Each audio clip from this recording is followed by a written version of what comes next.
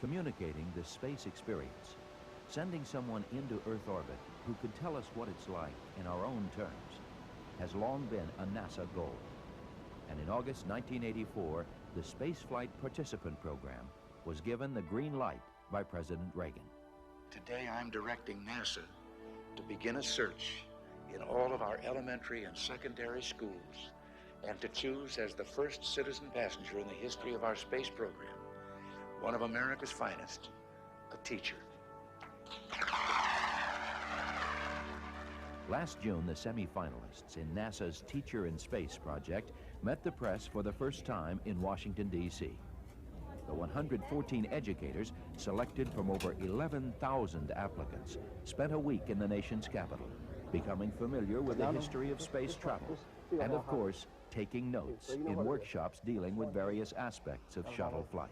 Let's get it red hot. The next major milestone came in early July, when the 10 finalists were announced.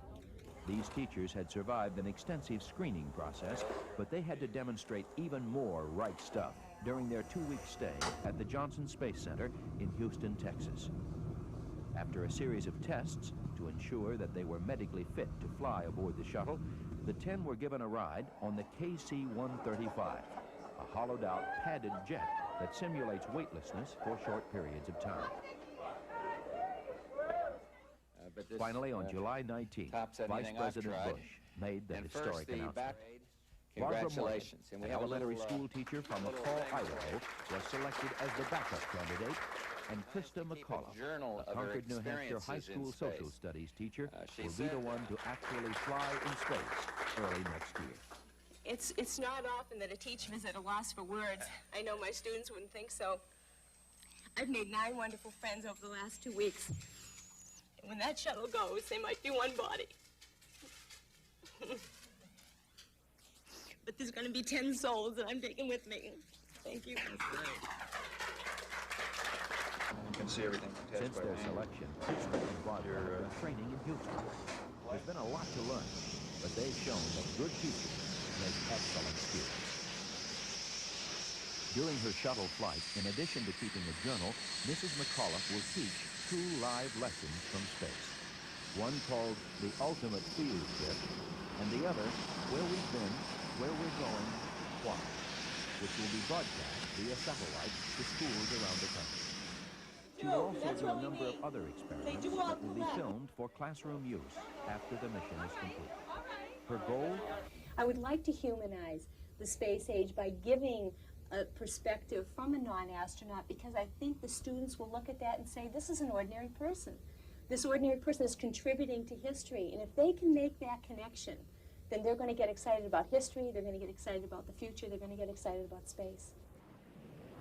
While Krista prepares for her flight, life goes on in Concord, New Hampshire, where she has taught for the past 5 years. Understandably, things at the McCullough house have changed. For example, there's now a noticeable path from the freezer to the microwave.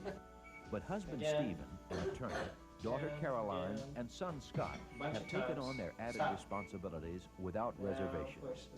You know, you're talking about a human being being free of the bounds of gravity, orbiting the Earth. There aren't many human beings that have done that. So I think both of us feel that whatever the price in terms of readjustments or my taking on things that I probably should have been doing before anyway and hadn't done, whatever those prices are, they certainly pale in comparison to the opportunity. Visit Concord High, and you immediately understand what a special teacher Mrs. McCullough is. Former student Andy Clark.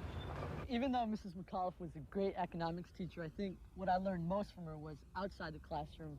She taught me that the little person counts and that anyone can make an effect on our society and on the world. She proved that by being the first private citizen in space and being the first teacher in space. And I think she's a tribute to her profession, and we're all very proud of her.